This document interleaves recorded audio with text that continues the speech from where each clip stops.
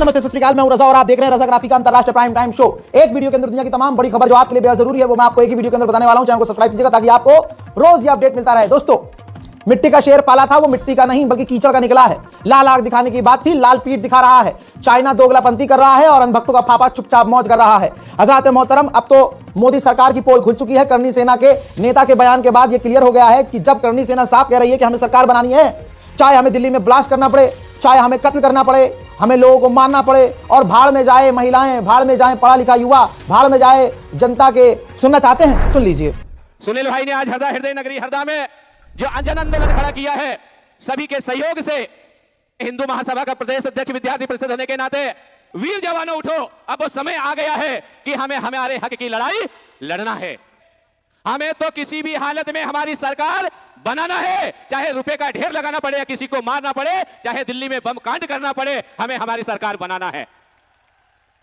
हमें कोई मतलब नहीं है किसी से, हमें जीतना है किसी भी हालत में। भाड़ में जाए जनता के मुद्दे, भाड़ में जाए वो माताएं बहने, भाड़ में जाए वो युवा और भाड़ में जाए वो पढ़े लिखे, हमें कोई हाँ, तो ये है भारत का हिंदू समाज और ये है हिंदुओं की मानसिकता। बस मुसलमानों को मारना है और मोदी को बाप बताना है। तो देश के मुद्दे पर कौन बोलेगा? ना इनका बाप बोलेगा, ना ये बोलेंगे। क्यों? क्योंकि भाई साहब, बाप को पता है ना कि मैंने इतने खतरनाक लोग मैदान में छोड़े हैं कि असली मुद्दे वही कह रहे हैं कि नहीं बात करनी है। अब सुनिए, अमेरिका ने थक हार कर भारत को चेतावनी दी है। ये रही अंग्रेजी की रिपोर्ट है, अंडुओं को पढ़ने में दिक्कत होगी इसलिए उनका बाप हिंदी में समझा रहा है। हजरात, कई सारी रिपोर्ट्स हैं। अमेरिका ने अपनी सालाना रिपोर्ट्स में भारत को चेतावनी दी है कि भारत के लिए चाइना खतरा पैदा कर रहा है, बल्कि चाइना खतरा बन चुका है। अमेरिका के लिए भी चाइना सबसे बड़ा खतरा है, लेकिन भारत के लिए खतरा इसलिए क्योंकि दोनों के बॉर्डर्स मिलते हैं। चाइना ने LOC पर भारत के साथ अपना हालात जो है कंट्रोल किया है, लेकिन दूसरी तरफ भारत को कमजोर करने के लिए चाइना ने सिर्फ 1 साल के अंदर फाइटर जेट भारी मात्रा में दिए हैं, डिफेंस सिस्टम दिए हैं, हथियार दिए हैं। बताया है खुद इस रिपोर्ट के अंदर अमेरिका ने कि 1000 न्यूक्लियर 2030 तक बनाना चाहता है चाइना, और साथ ही 2035 तक 6 एयरक्राफ्ट कैरियर बनाना चाहता है, और ताइवान पर 2027 में चाइना हमला कर देगा। दोस्तों, ये तो ताइवान की बात हो गई। भारत के लिए क्या खतरा है वो सुनिए। पाकिस्तान को चाइना ने लगभग 36 J-10C फाइटर जेट 2020 में ही सौंप दिए हैं, और F-17 पाकिस्तान के साथ मिलकर, इस्लामाबाद के साथ मिलकर चाइना खतरनाक तरीके से बना रहा है, और चाइना ड्रोन भी बना रहा है जो कि काफी खतरनाक परफॉर्मेंस दे रहे हैं, और चाइना उन ड्रोन्स को पाकिस्तान को दे रहा है। और पाकिस्तान अफगानिस्तान के खिलाफ तो वो इस्तेमाल बाद में करेगा, लेकिन भारत के खिलाफ पहले करेगा। यानी चाइना दोगली चाल चल रहा है, भारत के लिए खतरा पैदा कर चुका है, पाकिस्तान को महाशक्तिशाली बना चुका है। हजरात मेरे दोस्तों, आप जान लीजिए कि अरुणाचल प्रदेश का चाइना मोदी की और योगी की तरह नाम बदल चुका है। यहां मोदी और योगी का जो मुंह है उसीला हुआ है, बोल नहीं पा रहे हैं, तकलीफ हो जाएगी वह बोलेंगे तो वो। तो दोस्तों, आप समझ सकते हैं कि अरुणाचल प्रदेश के लिए भी अमेरिका ने कह दिया है कि वो उसने अपना कोर इंटरेस्ट बना लिया है। अरुणाचल पर वो बात भी नहीं करेगा, जैसे वो ताइवान पर बात नहीं करता और कहता है कि ताइवान हमारा है, ऐसा ही उसने भारत के अरुणाचल प्रदेश को कह दिया कि हमारा है और उस पर हम बात भी नहीं करेंगे। यहां पर मोदी सरकार सिर्फ एक लाइन बोल देती है कि अरुणाचल प्रदेश भारत का अखंड हिस्सा है, इस पर किसी का कोई दावा नहीं है, फालतू की बातें हम बर्दाश्त नहीं करेंगे। लेकिन चाइना ने अरुणाचल प्रदेश पर लगभग पूरा कब्जा किया हुआ है। लाइव एग्जांपल दूंगा, एक हिंदू इन्फ्लुएंसर है, वो बेचारा चीन चला गया घूमने। अब जब चाइना ने जांच करी, देखा उसका पासपोर्ट, तो उसे रोक लिया। कई घंटों तक भूखा प्यासा रखा। क्यों? क्योंकि उसने अरुणाचल प्रदेश को सिर्फ ये कहा था कि ये तो हमारा है, हमारे देश का हिस्सा है, हमारा है, ये चाइना का नहीं है। इतनी सी बात पर भी उसका पूरा इतिहास निकाला गया। नजर कितनी रखी गई इस ट्रैवलर पर, और कितने सारे ट्रैवल ब्लॉगर पर नजर रखी जाती होगी, आप सोच नहीं सकते। दोस्तों, उसने बंदे ने खुद वीडियो जारी किया है, बताया और दिखाया है कि किस तरह से उसे एक कैदी की तरह ट्रीट किया गया चाइना के द्वारा, और कई घंटों तक भूखा और प्यासा रखा गया। तड़प तड़प कर वो परेशान हो गया। आखिरकार जब वो रो दिया तो रोने के घंटों के बाद उसको रिहाई मिली। सिर्फ इस वजह से उसको परेशान किया गया क्योंकि उसने अपने देश की जमीन अरुणाचल को भारत का बता दिया था। हजरत, भारतीय विदेश मंत्रालय अभी तक सो रहा है, और मोदी की चोंच तो वैसे ही बंद रहेगी, क्योंकि उधर से हाथ आ जाएगा चाइना का, तो मोदी जी झूला कैसे झूलेंगे? अब डब्बा चब्बा हो जाएंगे। अब आप सुनना चाहते हैं? अब हिंदू संगठनों की औकात देखिएगा ना। थाईलैंड में जो गिराया है भगवान की मूर्ति, जो हनुमान जी की मूर्ति गिराई है, उस पर कोई बोल नहीं पा रहा हिंदू संगठन। लेकिन जब हमने कल खूब दबा के आलोचना करी, तो अब मोदी सरकार ने बोला है ऐसे काम ना करें, यह लोगों की आस्था पर हमला। देख रहे हैं? सोचिए अगर ऐसा कहीं मुस्लिम देश में होता तो योगी आंखें चौड़ा कर खुद ही उल्टा सीधा बोल रहे होते, मुल्ला मुल्ला कह के गरिया रहे होते, फाते की बात कर रहे होते। लेकिन यहां बड़ी नरमी से हमारी भारत सरकार ने कह दिया कि ऐसा ना करें, ऐसा ना करें, ये तो लोगों की आस्था है। अच्छा, जो ईसाई समुदाय पर तुम हमला करवा रहे हो अपने ही देश में, वो आस्था नहीं है। अभी कोई पलट के जवाब दे दो, अब्बा डब्बा चब्बा हो जाएंगे। क्योंकि देखिए, भारत के बहुसंख्यक समाज का कांड ऐसा हो चुका है कि पूरी दुनिया में आज भारतीयों को गरियाया जा रहा है। बहरहाल, इंडू संगठन अभी पूरी तरह से जो हनुमान जी की मूर्ति थाईलैंड ने तोड़ी है कंबोडिया में, उस पर खामोश है।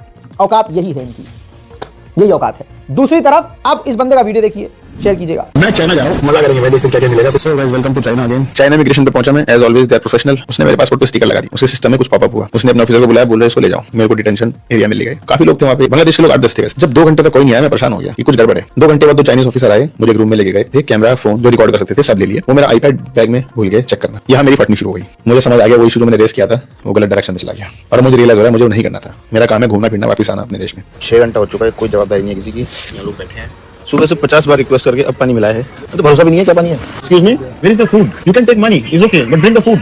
Food she is saying no to the food. खाने देने को तैयार नहीं, पानी एक बार दिया, पेशाब ले जाने में इनका पेशाब निकल जाता है। ना फोन दे रहे, ना एम्बेसी को कॉल करने दे रहे। जो 4 बांग्लादेशी सिटीजन थे उनको खाना दिया, मेरे को खाना भी नहीं दिया, लोग खाना लाए अभी भाई 12 घंटे हो गए, खाने को नहीं मिला। Guys I can not stop crying. अभी मेरे को रिलीज किया है एक छोटा सा अरुणाचल प्रदेश का स्टैंड ही तो लिया था मैंने। There has been no food since 26 hours. मैं टूट गया, 28 घंटे से कुछ नहीं खाया। एक छोटी सी बात लिखी थी, चाइना की मिट्टी खड़ी हुई लिखी थी, ये अरुणाचल तो इंडिया का पार्ट है। मैं बहुत फटी हुई थी, मुझे लगा मैं शायद इंडिया वापस नहीं जाऊंगा, मैं यहीं हो गया। मैं बहुत कहा मुझे प्लीज मेरा फोन दे दो। अभी भी मैं जब याद करता हूँ मोमेंट, मेरा मुंह कांपने लगता है। 15 घंटे बाद ऑफिसर आया कि सर आपका प्रोसेस पूरा हो गया है, please go back to country. यार देखो, मैं सिंपल सा ब्लॉगर हूँ, घूमता हूँ, वीडियो बनाता हूँ। चाइना से मैंने अपना स्टार्टअप भी शुरू किया था, बहुत कुछ सीखा है। मेरे बहुत दोस्त हैं वहाँ पे, मेरा बहुत कनेक्शन है इस कंट्री से, not as in a political और government way, but in a people to people way. I hope ये वीडियो इंडियन एम्बेसी और चाइनीज एम्बेसी तक पहुंचे और वो लोग समझे मेरी सिचुएशन और मेरी हेल्प करें कि हम लोग बहुत छोटे लोग हैं, कुछ नहीं हमारी औकात। Please help me if you can, कि मैं इस सिचुएशन से कैसे निकलूं। I am blaming myself, मुझे नहीं डालना था इसमें हाथ। अब बताइए, लिख के दे रहा हूं, एक मुसलमान पत्रकार बोल रहा है और इस भाई की आवाज को दुनिया को पहुंचा रहा है।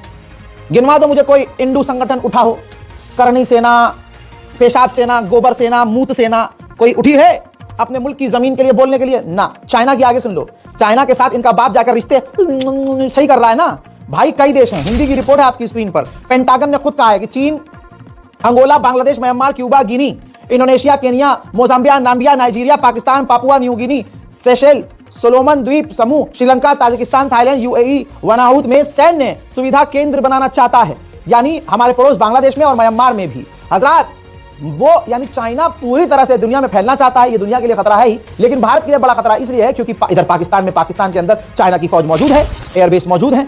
इधर आ जाइए, बांग्लादेश से वो बात कर रहा है। ऊपर आ जाइए, सिलीगुड़ी के पास खतरा बन चुका है। इधर आ जाइए, म्यांमार के अंदर चीन की फौज मौजूद है। जरा सी ऊंच नीच हुई तो मोदी तो झोला उठाकर निकल लेगा। लंका किसकी लगेगी? हमारी भारत माता की। आजाद वहीं अमेरिका ने स्टेटमेंट जारी करके कहा है कि हमसे डील करने के बावजूद चाइना रेयर अर्थ मिनरल पूरी तरह से अमेरिका को एक्सपोर्ट नहीं कर रहा है, वो रोक लगा रहा है, जिसकी वजह से आने वाले समय में अमेरिका को मैग्नेट और दूसरे रेयर अर्थ मिनरल की काफी बड़ी कमी हो सकती है। उधर चाइना ने अपनी खतरनाक हाइपरसोनिक मिसाइल DF-27 मिसाइल का टेस्ट कर लिया है, जो आवाज से 10 गुना तेज, पलक आप झपका नहीं पाओगे उससे पहले यह मिसाइल निकल जाएगी। 12,300 किलोमीटर जिसकी रेंज है, जिसकी रेंज में ऑब्वियसली हम तो आते ही हैं। कहते हैं मोदी सरकार झुकेगी नहीं। अरे मोदी सरकार घोड़ा बनी हुई है अमेरिका के आगे। भारत जो इंपोर्ट कर रहा था अमेरिका से सामान, उसकी इंपोर्ट क्वालिटी वो चेक कर रहा था, कुछ प्रोसेस होते हैं ट्रेड के, तो अमेरिका ने नाराजगी जताई, यार इतनी सख्ती हमारे सामान के इंपोर्ट करने में, बाबूजी इतना चेक करोगे?